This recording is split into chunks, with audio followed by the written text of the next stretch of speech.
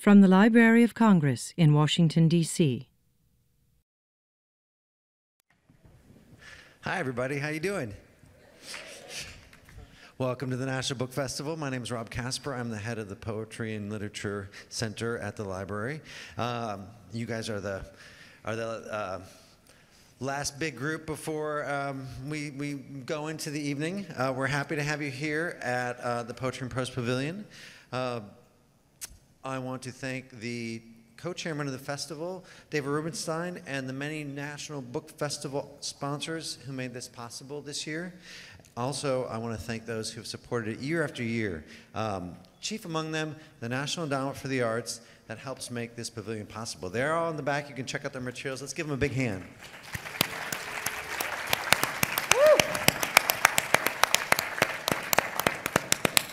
You too can support the festival with a gift of a donation by checking the information in the festival program and on the app. We welcome your help in making the festival possible next year and every year. The festival would not be possible without the support of sponsors and book lovers.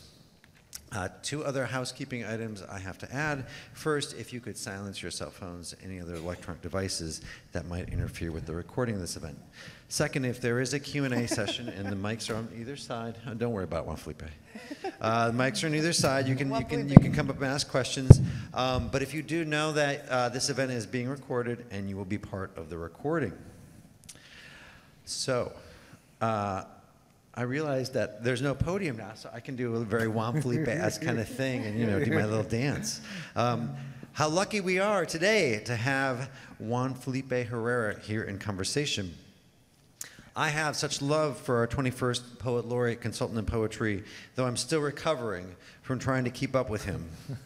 And you'll see, you'll understand that more as the hour goes on. Juan Felipe was arguably the most active poet to accept the position, with 2 projects in his first term and 3 in his second. And just for a point of reference, usually we let a poet laureate have 1 project in the second term, not 5 total. But what projects they were. My personal favorite title is The Technicolor Adventures of Catalina Neon, though I am probably proudest of Word Street Champions and Brave Builders of the Dream. Yeah, even looking at them now, I think, those are impressive. I could say more about them and on Juan Felipe's tenure as laureate, but I'll leave that to our moderator, Anya Kreitney, the program's manager at the library's Poetry and Literature Center and a fellow poetry visionary. But let me just say that Juan Felipe is one of the most life-affirming people I've ever known. He continues to inspire me with his enthusiasm, his sincerity, his openness and generosity, and his bedazzling creativity. And I know I'm not alone. Please join me in welcoming Juan Felipe Herrera and Anya Kreitney. Thank you. Thank you so much, Rob, for that introduction. And thank you all for being here. Welcome to the 2017 National Book Festival, at least the tail end of it anyway. So I thought we'd start in an unusual place. Since it's the end of the day and many of us have been here all day, I thought maybe we'd start with a poem, if that's all right with you all. Maybe Juan Felipe can read us a poem, and then we can get into it, all right? So I chose this poem, Juan Felipe, because you wrote it during your term as Poet Laureate, and first and foremost, it's fun, like you. So will you read it for us? Okay. Okay. Sure. Thank you. You're welcome. It's great to be here, and thank you, Anya. My pleasure. Thank you so much. And Rob, thank you so much once again. Library of Congress and everyone right here. Muchas gracias. Thanks, everybody. Well, I used to, my uncle used to love boxing back in the early days in Southern California and San Diego. It was a big old brutal coliseum a few blocks down from where we lived on C Street. And all the wrestlers were out there, and the boxers, and Sweet Pea Johnson, and Mexican boxers, Kid Dynamite and Kid Irapuato, those cool guys slugging it out with peanut shells flying out of the bleachers. And I also those were the years of Sonny Liston and Cassius Clay, who became Muhammad Ali, who I loved. And so this poem then is titled, You Can't Put Muhammad Ali in a Poem. Because, he passed away not too long ago, and I just had to write a poem for him. But then I thought in a split second, you can't put Muhammad Ali in. There's no way you can put him in a poem. It's just too big, too powerful. So this is it. So let's do this together, by the way, since we're starting off. Let's do it. And it's been a beautiful day, and you have beautiful hearts, and you do beautiful things for so many people. So let's just say the title to get the ball rolling. Everyone say, you can't put Muhammad Ali in a poem. If you did, it would knock you down. Remember, Sonny Liston. And if you were still standing, you would have to bust out. Remember the March in Washington? Bust out of your shaken, vaulted, poor thinking self.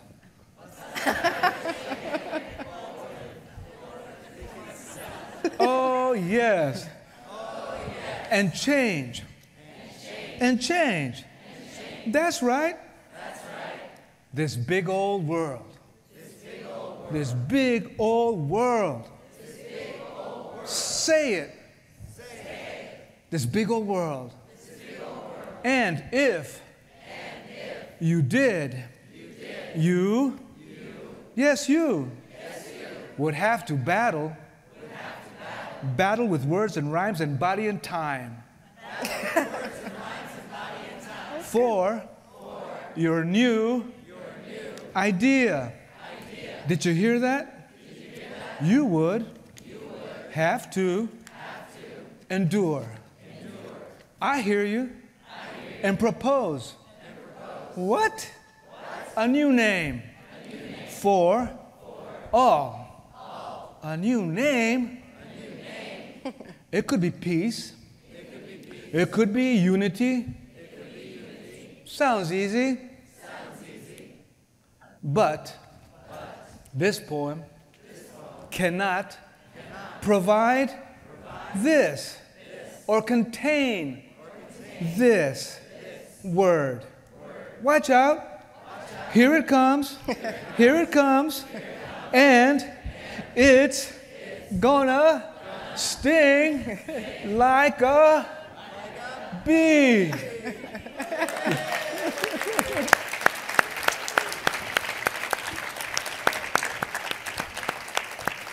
You see, we didn't put Muhammad Ali in the poem. We didn't put him in the poem. That's right. That's why I love that poem. Yeah. He ends up in the poem. And you have Muhammad Ali now. You have Muhammad Ali. Well, I told you he was lively and fun, didn't I?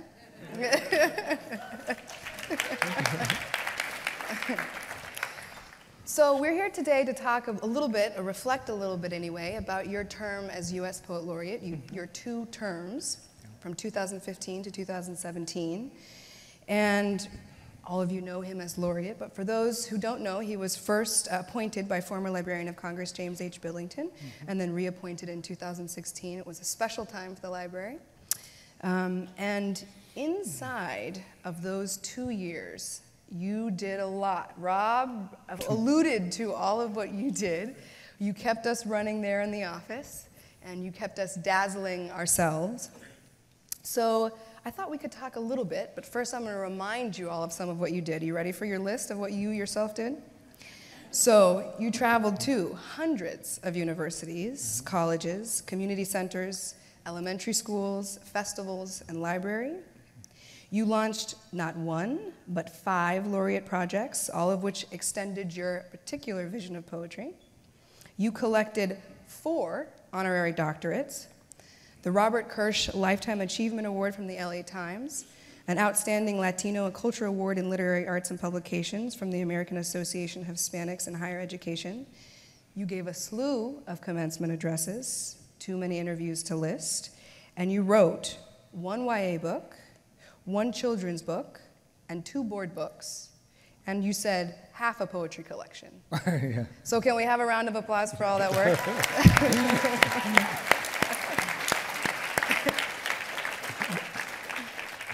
Thank you, Anya, and everyone. The thing is, the inspiration comes from the people. And the inspiration comes from what people let me know, their stories and where they're coming from and how they feel about these last couple of years, in particular the last 2 years. And I do all this for everyone. I do all this for everyone, and the doctorates are for everyone. So that's what that's about, If it was for me, I would probably be just walking my dog, I'd be walking my dog. But this is for you. It's for you. It's not for me. I somehow doubt that. But, but I want to go back to the beginning. Can you tell me what you remember about the time that that specific time when you were first appointed? What most excited you or intimidated you? It was a big moment. That's a big moment. Big lifetime moment. I think it was just the change, When you hit change in the face, when it hits you in the face, there really is nothing to say because you're right in it. And there's few words to express what you're going through. I didn't have any words to express what I was going through. Rob Casper said, Juan Felipe, your life is going to change.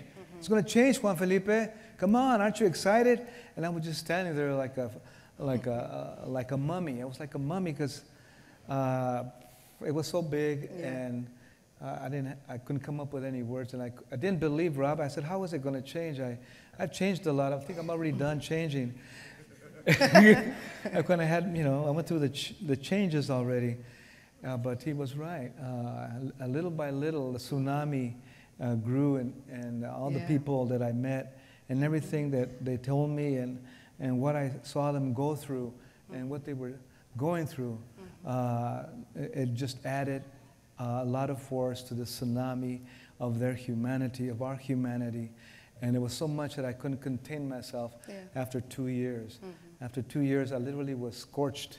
I literally was scorched, and I didn't know what to do with all that fire in me and all the feelings and emotions that were expressed to me from high schoolers, elders, those that were running from ICE, students that were crying because of how they felt about the election, students, young people that said they believed in peace and that they wanted a life of peace, and on and on and on.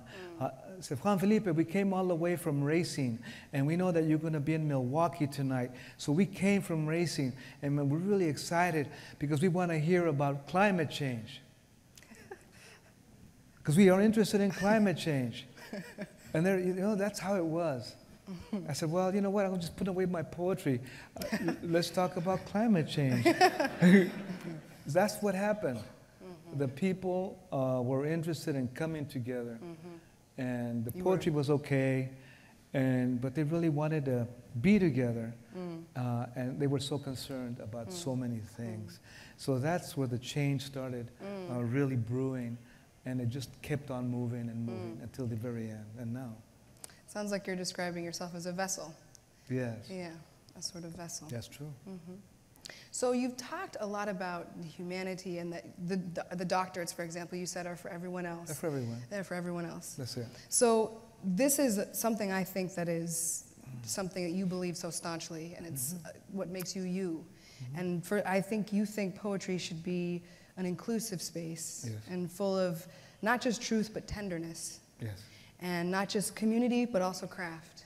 So I want you to talk a little bit about your vision and this idea of inclusivity and how that relates to your idea of poetry. Okay. Yeah, that space, that special space. All right, I'll give it a go. You know, when I began, it was in the late 60s. Actually in high school when I was a junior. And then when I hit UCLA in 67 on an EOP, Affirmative Action, Economic Opportunity Grant. That's the only way I could be there. And that was a time, as you know, of the Vietnam War and all the fire around it. And that was a time, as you know, all the movements came to a boil. The women's movement, you name it, the gay, lesbian movement, the Black Power movement, the Red Power movement, Yellow Power, all the colors of power. They came to a peak. Chicano Movimiento, the international linkages with Latin America, Mexico, and beyond came to a peak. So then it was about coming together. In my case, this was a perfect moment for me because I could stand up on a stage and speak and recite. I had been working at it since 12th grade because I was so afraid to speak. And I said, I don't want to be afraid to speak. I want to be able to tell the truth. I'm afraid to tell the truth. I don't want to be afraid anymore. So I began to train myself in choir, to just come out and throw my voice out there, as afraid as I was. So 67 and 68 is when the stage appeared and I could actually get up there and try my voice out.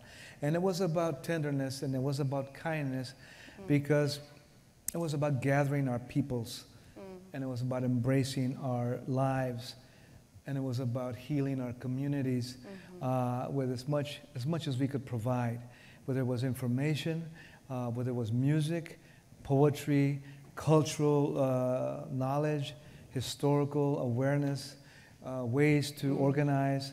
All those were embraces, and all that was kindness. And of course, we had to deal with police brutality, and of course, we had to deal with issues of war and peace and issues of power, all at the same time. But I began that way, and with a guitar and 7-foot long hair and tunics. I wore a Mayan tunic, Tenejapa, woven in Tenejapa, Chiapas. And so that's how I began. So kindness for me is an integral part. It's hard to get in touch with kindness because in my case, these days I'm getting really angry. And I don't like to be angry, but it's kind of pouring out of me. And I have to just work it. I have to work it out and breathe and stretch and meditate and write it out and talk it out a bit. The idea is kindness. And that's perhaps the only way we can make things work the way they need to happen. And also facing our fears and confronting the issues that are taking place at the same time, like we just said, with tenderness. And poetry then, we have to open it up so it can be all colors, all languages, all classes, and find ways to write it in a different manner and use all manners. You know, I started with one hand, which was as a street poet, as a spoken word poet, a bilingual poet, a self-made poet, a community poet, and you all make the tortillas, you know, you all make the poetry together. There really is no workshop. The workshop is your community. And then much later, when I was 40, I went to the writer's workshop. So then I had two hands. I had the spoken word community hand, self-made poetry on the stages, in the rallies, in the marches. And then with the workshop, then a friend of mine said, why don't you come to the workshop, a writer's workshop? I go, what is that? What is that? I never heard of it. He goes, it's where people come around a table and read poetry to each other. Oh, I said, I can't do that. That's not going to be a problem at all. So I applied and I got in. And so then I learned a number of things. Another set of writers, another set of histories of writers, and also new tools. So I had two hands now where I could make really big tortillas. And so I'm happy about that. So that's when you start messing with your stanzas and lines and having a great time, as well as saying things that need to be said. So that's how it is. And we need to really let voices come in.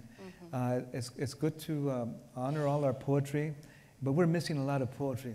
We're missing a lot of poetry, so we need to open the doors for writers from all countries because they're writing great material. I had an interview with El Excelsior from Mexico City, and one of the first things the reporter said from the Excelsior, biggest newspaper, he said, well, now that you're, ahora que estás, como es el laureado de poesía de los Estados Unidos, he said, now that you're the Laureate of the United States, what are you going to do to bring Mexican poets to the United States? Well, if I was in the travel business, we could do it. But it was a good question. You know, we do a lot of poetry. and we have a lot of issues to deal with too, and open it up and and get it out without too many hurdles. There's a lot of hurdles sometimes.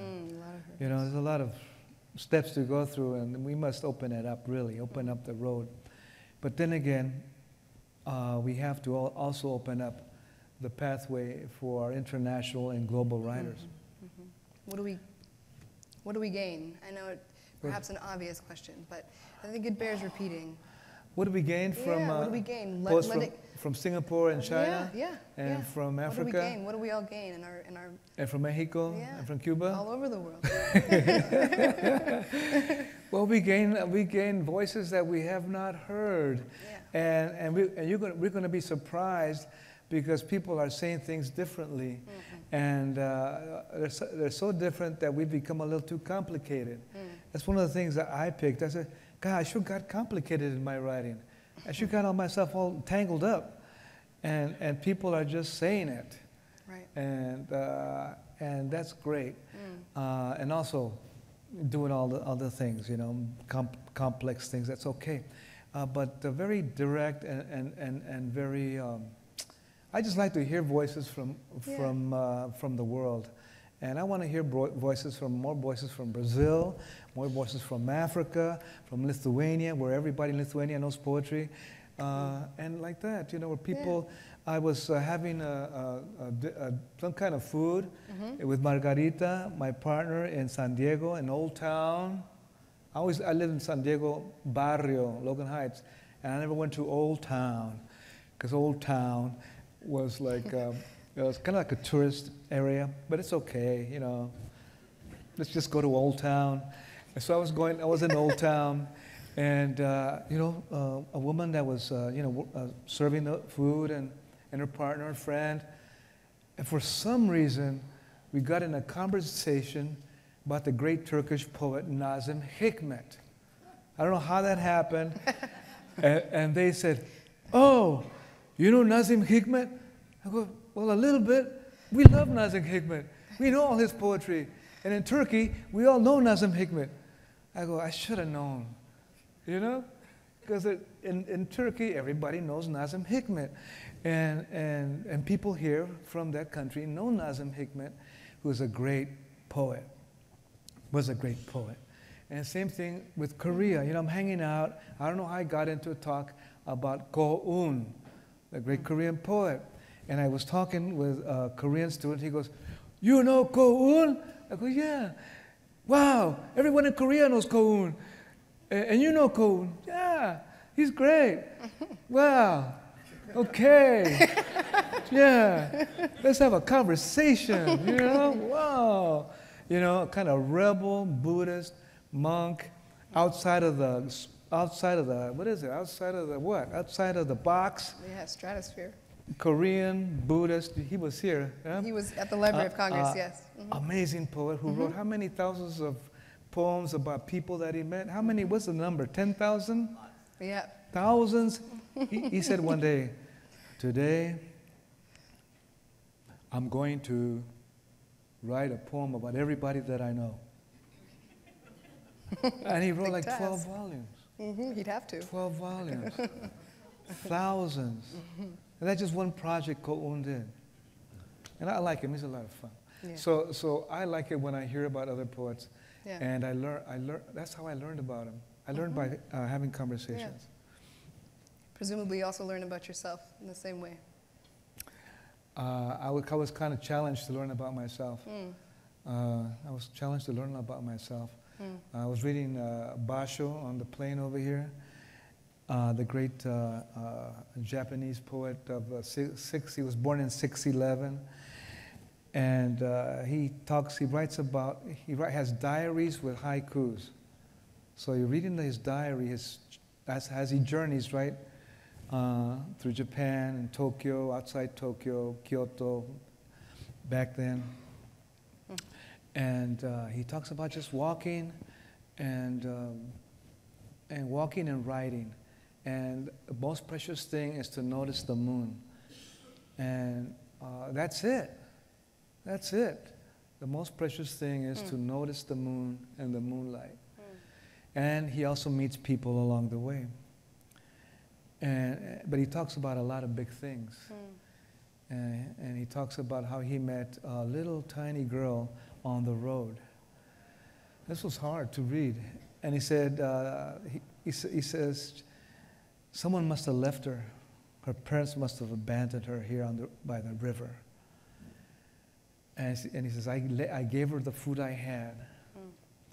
He says, but I noticed that a greater force had put her in this predicament. And I had to go on. And that's hard for me to read. Because I'm kind of a rescue guy. I'm a big rescue guy. I carry cookies to feed the sparrows outside. He did it today. So I was reading Basho, and I really enjoyed reading him because of what he said about being a poet and how times have changed now. Yeah, walking, we don't really think about walking or noticing what he called nature. It's kind of secondary maybe, or tertiary, or maybe not even on our list. We're just walking and working. Like Malcolm Margolin said, a great publisher in the Bay Area who founded Heyday Books. And we went to have a dinner after reading on the Laureate Road. He goes, let's go have dinner, Juan. I said, okay. And then he said, Juan. I goes, yes, Malcolm. What happened to recess? What happened to magic, Juan? And just like Basho, you know, the moon. What happened to the moon? What happened to recess? What happened to magic? I know this sounds unexpected maybe to you, but he hit me hard. I go, yeah, what happened to recess? I'm writing nonstop like a poetry machine. So why am I doing this? Why do I have to become a poetry machine? And I meet my friends, hey Juan, so what's your new book, Juan? You know, I've got a new book I'm doing right now. You know, I want to send it out. And then I'm going to work, you know. I go, that's okay. But when I think about Basho and I think about Malcolm, something's not right. Something's not right. Yeah. So it's good to meet people and listen to them and reevaluate myself. Yeah. Yeah. Well, speaking of reevaluation and reflection, I'd be remiss if we didn't talk a little bit about these many Poet Laureate projects. Okay. I wonder if we can talk a little bit about them. Okay. I'll give the audience just a peek into how you kept us so busy. Okay. We had, in your first year, La Casa de Colores, which was really two projects boiled into one, a crowdsourced poem with revolving themes of your choosing, and then a short video installation where you discussed specific items from the collection of the Library of Congress. And then in the second year, you had what Rob was alluding to earlier, the Word Street Champions and the Brave Builders of the Dream, a joint project with the Chicago Public Schools District, the fourth largest school district in the country, the Poetry Foundation, and of course the Library of Congress, and which is basically a pilot enrichment program for teachers to bring poetry into the school curriculum. And then you had the Technicolor Adventures of Catalina Neon, which ultimately yielded a children's book with pictures from a local illustrator named Juana Medina, and the whole book was intended for second and third graders. And last but certainly not least, you had the Laureate Lab, which was a creative multi-use space at Fresno State University in California, promoting artistic expression and play and fun, everything that's Juan Felipe. So I wonder, of that massive list that kept us going so much, maybe you want to pick one and talk a little bit about what it meant to you, either the Word Street Champions, these were all second-year projects, Word Street Champions, or Cata Neon, as we came to call her in the office. That was so special to all of us. That's right. Yeah. Well, you know, yeah. I want to thank you and Ann Holmes, and I want to thank Rob Casper. If it wasn't for the staff and Rob egging me on to keep on going and never said no, and I said to myself, well, if he hasn't said no, I just want to keep on going. But you know, having such great, creative, supportive people at the Library of Congress and the Poetry Center, Literature Center, I would not have done probably only 1/10 of that. So I just kept on going. For me, all those projects have to do with what we started with. In my generation, in the 60s, with opening up the access for the people. Access for the people. Access for the people, validating their culture, validating their language, validating their experience, validating them as human beings to fully express themselves, to create and to build a new society from the center of where they're coming from.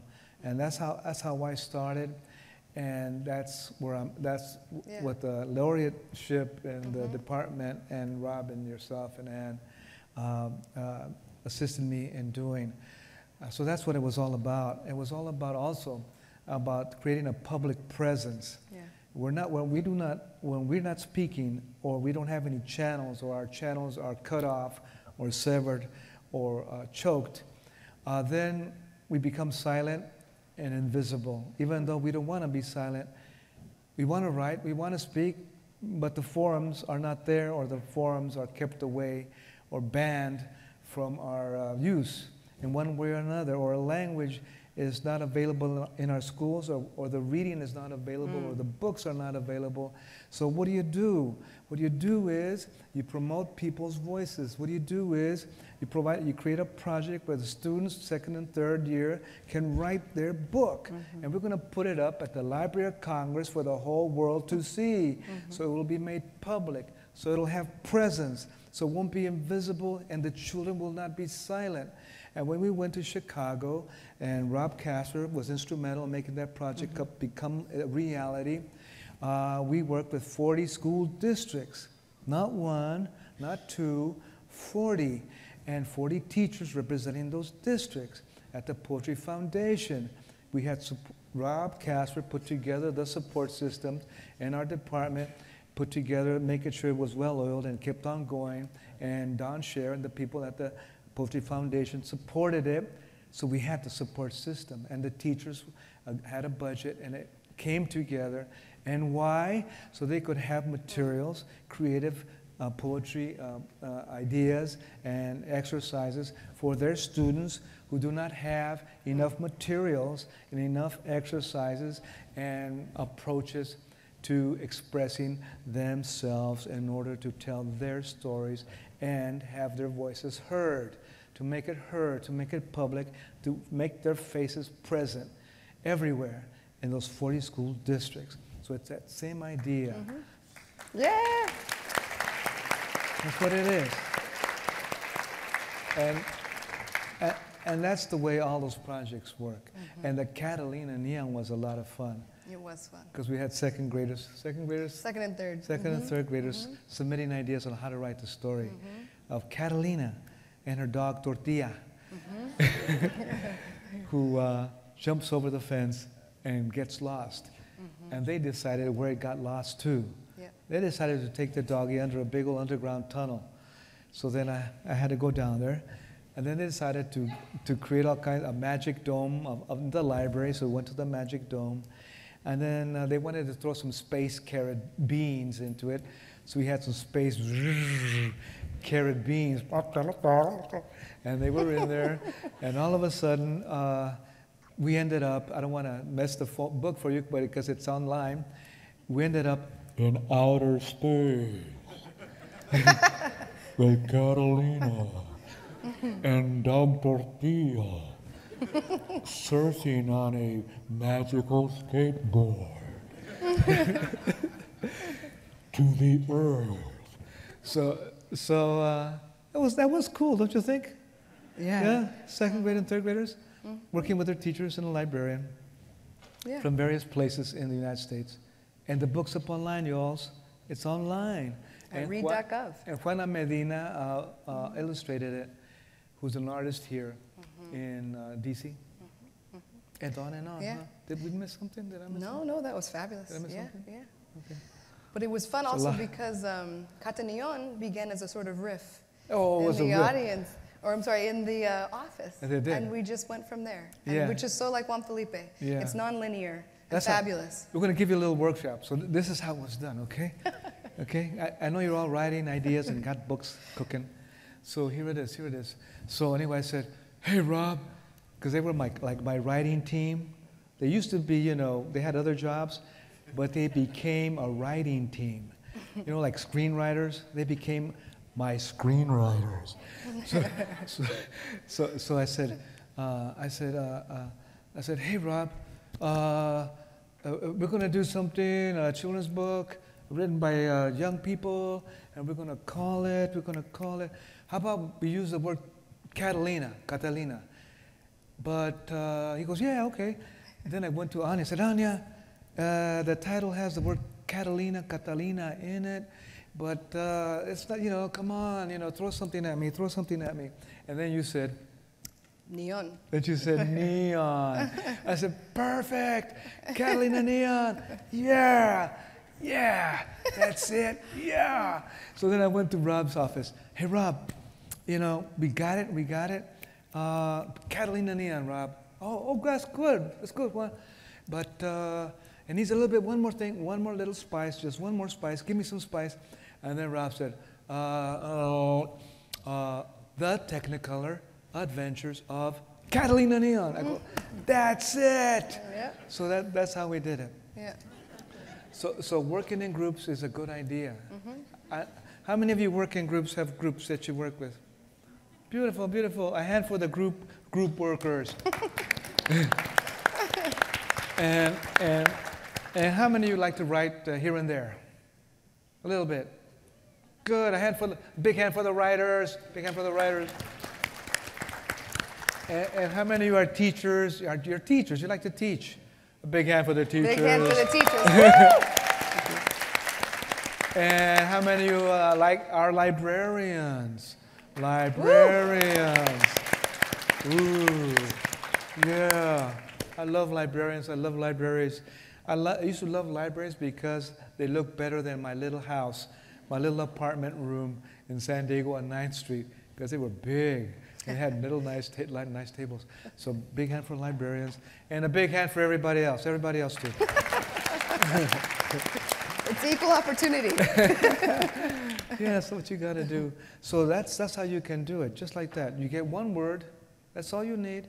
Sometimes you go, oh, I don't have the idea. I need to have the idea for the whole book. Let's see, the first chapter, second chapter, the first chapter, and then the breaking point to the climax, and the end, surprise. The last word has to be the big word, and the first sentence has to be like the opener, and somewhere in there I have to do like a breaking and excite people. And okay, all you need is one word. All you need is one word. Everybody come up with one word, okay? 5 seconds, okay? Just one word, okay? I want to count to 3. Don't think about it. Just say it, okay? I want to count to 3, and at 3, you're going to have the word. The word, okay? It's going to happen. It's going to happen. Okay, Anya? I believe it. Shall we count to 3, you and me? 1, Let's 2, 3. do it. And then when we hit 3, you guys just shout out that word. One word, okay? 1, 2, 3. What were the words, Juan Felipe? That was good. That was good. That was good. Okay, now let's do another one. So you have number 2. You have that word. Now another one. Okay. 1, 2, 3. Okay, that's your second word now. That's your second word. That's your third one. Okay. 1, 2, 3. Beautiful. Beautiful. So let's have a volunteer that can tell us their 3 words. A volunteer, just tell us your 3 words. Yes? Car, sport, Sports. Oh, sports. Sport. Okay, car, sports, and wife. White. Car, sports, Sport, white. Ooh, good. That's good. That's good. Okay, National Youth Poets. Let's give the National Youth Poets a big hand right there. Stand up, stand up, stand up. Go ahead and Stand up. Stand, Come on, guys. Annie. Okay. And car, what? Car, white, sports? Car, sport, and white. Okay, so National Youth Poets, I want you to write a poem titled Car, sport, white. Scar. A white car, sport. Okay, you can use the word car, White sport car. white, and sports in the title, okay? Okay? 1, 2, 3, okay? Okay. And 5 minutes, 3 minutes from now, okay? 3 minutes, okay? Okay, good. Okay, it's in process. In process, it's Okay. cooking. Very good, okay? Okay. Okay, with the little time we have left, Juan Felipe, I want you to tell me what you took away from your time as laureate. What do you want? Oh, what do you want to move forward? How do you want to move forward with all that you've learned, all the community that you've built, the people that you've met, the stories that you've heard? Well, you know, I received a lot of affection, a lot of tenderness, a lot of sincerity, a lot of giving everywhere I went. People just gave and gave to me, themselves to me, believed in me. I encouraged them highly, told me their stories, or just stood up and just stood there in front of me, and that's it. And I saw them, I stood with them, and that was it. In many ways, whether it was in Silver City, up in the mountains of New Mexico, or whether it was in South Florida in St. Petersburg, where people were dancing jitterbug at the hotel, or and on. So I was filled with their I'm filled with their lives and their feelings, and all the challenges that they're facing, and again, once again, a lot of issues about immigration and migration, and the youth very nervous about it. The youth are feeling a lot. All these things that we're feeling, they're feeling them tenfold. Not just the way you and I feel them, but tenfold. Because they're so young and so sensitive, and they really pay attention to all of it, and they're very interested in all of it and concerned about it. Issues of war and peace, issues of what's going on in the street, and the brutality that taking place, the violence, and issues from the government that they don't agree with, that they feel are against them. So they're very concerned about that. They were very difficult stories. So I walked away with inspiration, and I walked away with a greater concern and belief, and believing more in human beings, and wondering how we can all survive, and how to assist them. And what can I do as a writer? And what can I do as just a good old-fashioned human being without the writing, without the books? And it's almost like it's when I listen to the youth poets here, and when I meet you here, I know that you all have big hearts, and you all are doing things for others, and you all are love language, knowledge, cultures, and you all are very inclusive. I got a feeling that's who you are. And I also have a feeling that you want to do something about what's taking place. And that's why you're here also, even though it doesn't say it up on the wall.